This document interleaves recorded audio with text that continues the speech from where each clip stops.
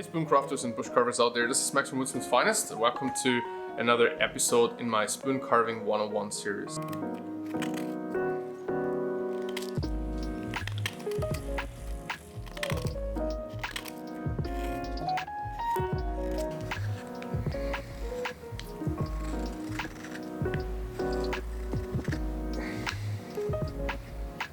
Now I decided to do a newer take with a little bit better quality in video, of course, and audio hopefully, on a video I have brought out a long time ago. I apologize for the sound though. I'm here in urban Japan, as you probably know by now, and this is a good place to make a video for me here. I got a little bit of natural light and everything, but there is a little bit of urban noise. So I hope you bear with me on this quick but hopefully quite informative episode. So what is the triple C method of spoon carving? If you're anything like me, I'm a rather creative mindset. I can never really turn off the beehive in my head that is just constantly trying to think about new ideas. Sorry, right now it seems to be really busy out there. Constantly trying to think about new ideas about knife styles, knife handles, spoon designs, decorations, what I could do more with leather, different wallet designs, whatever it is. It never really stops. However, my problem always was to kind of comprehend in my mind how to get from a block of wood or a hide of leather, the different steps that take me to the end product. And the scooters are really the most annoying one. So I always had a little problem with this kind of methodology. So what is a method versus a technique? A technique teaches or like tells you how to use a certain tool in a certain way, how to hold it, how to apply it for a certain outcome. Now, a method teaches you when and how to apply the technique, the order, etc. So that is a method for me. That's maybe just one way of seeing it, but it has really worked for me. So in these days, in my early spoon carving days, I really went with this kind of method that I've discovered in a couple of books about Native American self-bow making that I've studied when I was really in my teens, and my mom got this book for me, first edition in German at the time. I didn't speak any English and stuff. So what I came across was this one phrase to hold on to, which was, if you want to make a bow, take a piece of wood of the approximate size and cut everything off that doesn't look like the bow or the end product. Now, this is actually really has been helpful for me in my beginnings.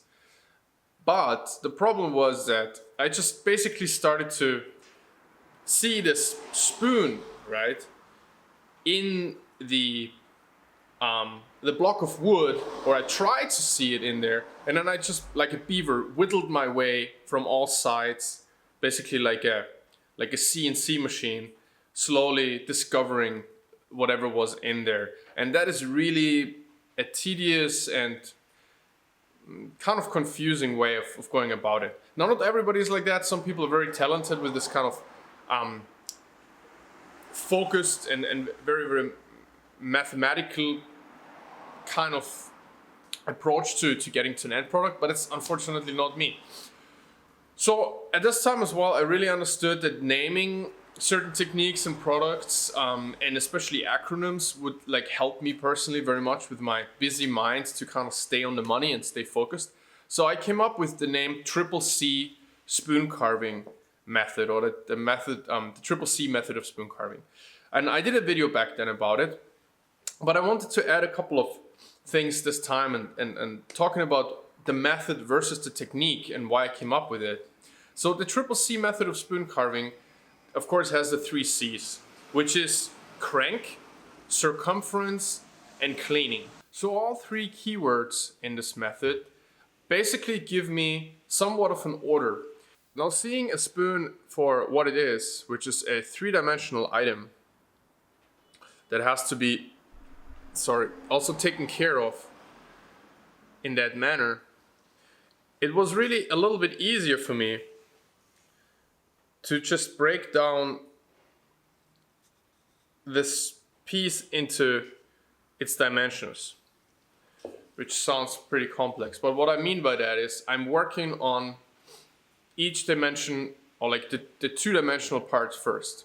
So either I work on the circumference first, which is of course the outlines of the spoon in this dimension, and then or before separately I work on the crank, which is this dimension of the spoon, which gives me whatever degree and angle of crank that I want to produce. In this case here, this is a black cherry ladle that has a lot of crank to it and a lot of bellies, and is one of my favorite pieces that I've ever done, but I wanted to bring it in just to show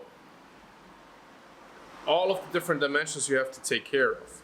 So this is really confusing. Again, I'm taking care of the circumference, I'm taking care of the crank, and eventually I kind of have to take care of cleaning everything up. You know, truing things out, keeping 90 degrees angle, for example, keeping the handle and the bowl parallel to each other. And then of course, keep a 90-degree angle somewhat from the edges to this level of the bowl, this level of the bowl to the edges of the keel and the handle, etc., etc. So that's part of the cleaning for me, and of course then the final cuts to give everything a nice surface where you have all the little facets somehow balanced out and everything true and level and straight. Okay, so this is basically the outline of it. Crank, circumference, cleaning. The cool thing about this method is though, you don't have to go about that way. People start with the axe, axing out spoons very differently. Some people work on circumference first and have a block of wood that looks like this from above, but it's still a straight block this way.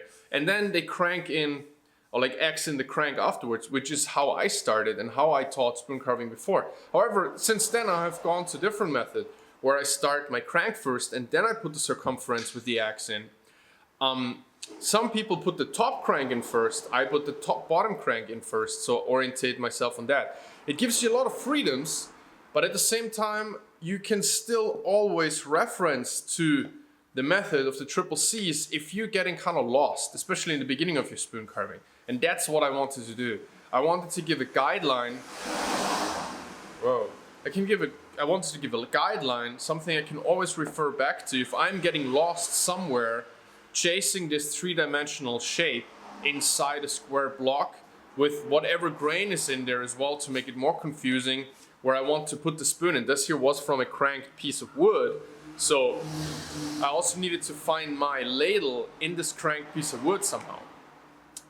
Now I'm going back and forth between all of these steps all the time. With an axe, I start either with my C for circumference or my C for cleaning, but before that, when I started with a billet, maybe the third C comes first. Maybe I'm starting with the cleaning and actually clean myself a nice square billet out of a piece. This is dry sakura from Japan here that I have to re-soak. So I'm cleaning out with the axe a dry billet before, and then I'm going about circumference and crank after the fact. So you see, these three C's are very interchangeable. After the axing part, which I go through the three C's, I then go to the roughing part where I start again, usually with the bowl, which lets me put in the crank.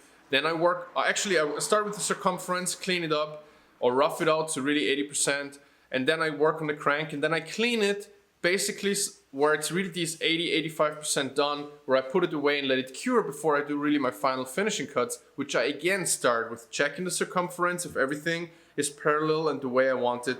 Then go to the crank, work it from both sides, and finally go over the spoon, see everything is the way I want it, if all the facets are the way I want it, or add some decorative parts like little notches or like chip carving, like you have it on this spoon here. And of course my signature keel, and clean it up that way. So folks, you see, this is a rather quick method to always reference to that gives you a lot of ideas, or like let's say it this way, it keeps your mind free to work on the ideas you have in your mind, because you don't have to worry that much about how to really find the spoon in a square piece or whatever shaped piece of wood. Now folks, I really hope this was helpful for you. I don't want to give you the broken record for YouTube, how to help out the channel. I'm pretty sure by now you know how you can help out a channel mutually that you enjoy watching. Just a short word, I have my spoon crafter and bush carver starter shop down in the description box, where I have an Amazon shop where I put all the essentials that I use myself and that are great for starting, as well camera equipment and all kind of stuff I use on my canoe trips. So down there you can get those, and I get a little commission, but you don't pay anything extra. It's the Woodsman's Finest shop on Amazon, and I have my website down there as well with all my spoons, custom knives, and all my leather gear. So if you want to check that out, that would be awesome. I hope you enjoyed this video, and I hope you're doing great, and I'm gonna see you next time. Cheers.